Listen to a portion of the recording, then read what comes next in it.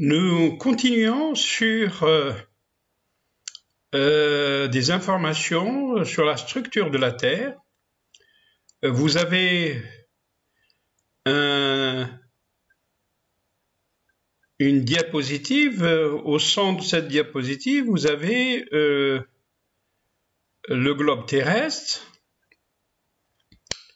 et avec la graine au milieu, c'est-à-dire le noyau solide, qui fait 1400 km d'épaisseur, enveloppé par un noyau liquide à l'extérieur d'une épaisseur de 2000 km. Ensuite vient vers l'extérieur toujours un manteau inférieur et puis un manteau supérieur totalisant 2900 km d'épaisseur. Enfin, la croûte terrestre entre 10 à 70 km. La structure interne de la Terre est constituée d'enveloppes successives de propriétés pétrographiques et physiques différentes, séparées entre elles par des discontinuités, c'est-à-dire des séparations entre enveloppes. Ces enveloppes peuvent être regroupées en trois principaux ensembles. De la surface vers le centre de la Terre, nommé la croûte à l'extérieur, le manteau, puis le noyau au centre. Dans les 670 km les plus externes, la lithosphère et la sténosphère, formant deux ensembles déterminés par des propriétés essentiellement mécaniques. Où la lithosphère forme un ensemble rigide, solide, qui flotte sur un ensemble plastique de la sténosphère. Maintenant, quelques caractéristiques de ces enveloppes internes. Bien sûr, on veut dire le manteau et le noyau principalement. Ces caractéristiques ont été déduites à partir de l'analyse des ondes sismiques, des ondes P et S, c'est-à-dire primaires et secondaires. Ces ondes traversent le globe en se déplaçant avec des vitesses variant selon les couches qu'elles traversent et subissent des réfractions et des réflexions au niveau des discontinuités. La corrélation des données obtenues par les stations de mesure disposées tout autour du globe a principalement permis de déterminer l'épaisseur, les caractéristiques physiques et la constitution générale du manteau et du noyau. D'autres méthodes géophysiques ont par la suite approfondi la connaissance de la structure interne de la Terre et des mécanismes en jeu comme la tomographie sismique ou la gravimétrie. Cette structuration s'est effectuée ou s'est réalisée à l'ADN, peu de temps après l'événement de formation ou de constitution qu'on appelle l'événement d'accrétion. Cet événement est à l'origine de la Terre primitive, où les éléments chimiques constitutifs de la toute jeune planète, alors dans un état de fusion complète, se sont différenciés. Cette différenciation a permis d'abord la constitution de deux couches chimiques, un noyau ferronickelifère, fer-nickel, c'est-à-dire, et un manteau aluminosilicaté, SiAl. La croûte terrestre ou écorce terrestre est l'enveloppe la plus externe de la Terre, en contact direct avec l'atmosphère et l'hydrosphère à la surface, mais aussi la moins épaisse et la moins dense. Elle est subdivisée en deux entités de nature différente, la croûte continentale, rigide, solide, de composition acide, généralement granodioritique, et la croûte océanique de composition basique, c'est-à-dire il y a moins de silice par rapport à la première. La croûte océanique se forme au niveau des dorsales océaniques, par fusion partielle des péridotites du manteau sous-jacent. Péridotite, ça veut dire qu'on est dans une zone ultra basique. Le magma remonte alors vers la surface et cristallise pour donner des roches basiques, basalte et gabbro essentiellement. Le manteau terrestre est la plus importante enveloppe de la Terre, représentant 60% du volume de la planète. Il est constitué de roches ultra-basiques dont la nature change avec la profondeur, c'est-à-dire l'augmentation de la pression et l'augmentation de la température, qui réorganise le système cristallin des minéraux.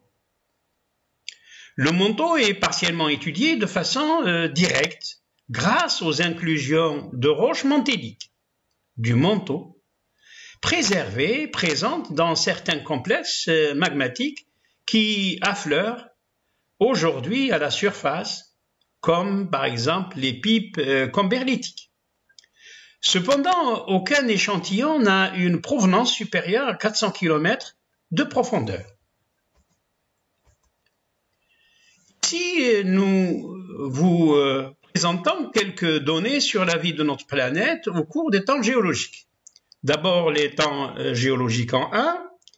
Vous avez sur la droite deux grandes ères ou ayants, le précambrien et le paléozoïque ou le primaire, lesquels sont bien entendu subdivisés en plusieurs périodes ou ères géologiques, encore d'autres subdivisions jusqu'à arriver à des subdivisions très fines. Vous avez à la droite de chaque bien sûr colonne, vous avez des périodes de formation de chaînes de montagne. Ce sont des cycles de formation de chaînes de montagne ou des cycles orogéniques. Plusieurs cycles orogéniques sont bien sûr produits au cours de précambrien. Pendant le paléozoïque, bien sûr, il y a le cycle orogénique calédonien, notamment dans sa partie inférieure. Sa partie supérieure, jusqu'au Permien, eh bien, est connue pour avoir engendré le cycle le cycle orogénique hercynien. Tandis que sur l'échelle de droite, nous avons le mésozoïque ou le secondaire, coiffé par les cénozoïques qui se terminent par le quaternaire, avec des subdivisions, bien entendu, d'aires géologiques, mais aussi de périodes et d'époques géologiques ou étages. Sur la partie droite de cette colonne, eh bien, vous avez le cycle orogénique alpin. Dans la partie de l'Afrique du Nord, notamment le Tel, en fait partie, puisqu'il a été constitué pendant ce cycle orogénique alpin. Ici, nous avons deux choses essentielles. En A, c'est l'évolution des vertébrés au cours des temps géologiques. Et en B, c'est l'évolution des invertébrés, toujours au cours des temps géologiques.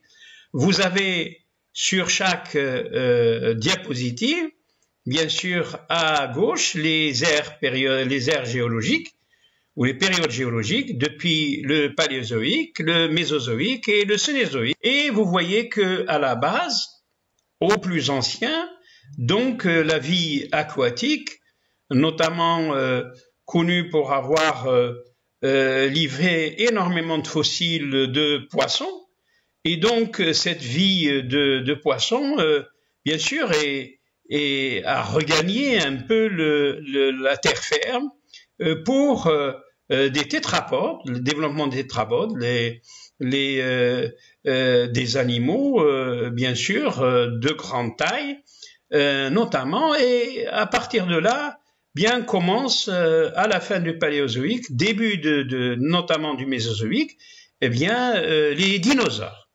les dinosaures avec des dinosaures bien sûr sauropodes, c'est-à-dire herbivores, des dinosaures de reptiles qu'on appelle reptiles ptéropodes, donc carnivores. Et donc toute cette évolution, diversification des dinosaures, s'est terminée à la fin donc du Mésozoïque avec la crise Crétacé-Tertiaire.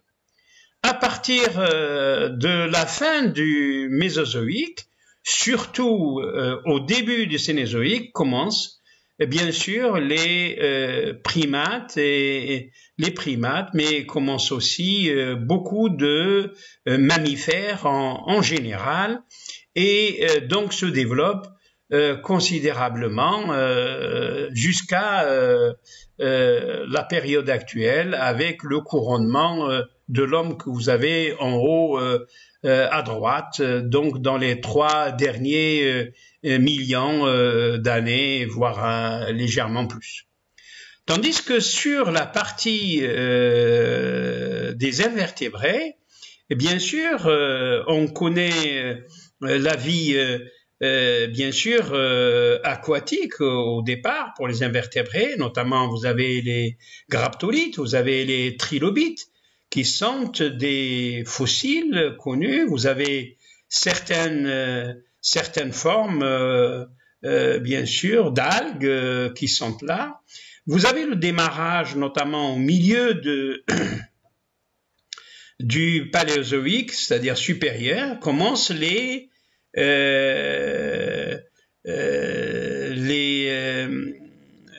céphalopodes. Les céphalopodes avec les orthocères, donc vous avez à droite, puis les goniatites, les cératites ensuite à la fin, mais vous avez aussi des brachiopodes, vous avez beaucoup de vers, des insectes qui commencent, et puis continuent aussi les céphalopodes avec les nautiles d'ailleurs, depuis le Mésozoïque, et qui existait encore actuellement avec 4 espèces. D'autres mollusques, notamment céphalopodes, donc continuent à évoluer, et à la fin du Mésozoïque ont disparu considérablement. Donc la crise qui a affecté les dinosaures les a affectés également. Donc vous avez aussi d'autres échinodermes, vous avez des foraminifères, de grands foraminifères, bien sûr, qui se développent, notamment l'unumilite, des gastéropodes, des échinodermes, des mollusques en général, notamment les bivalves, qui sont diversifiés pour connaître un peu la vie que nous connaissons aujourd'hui.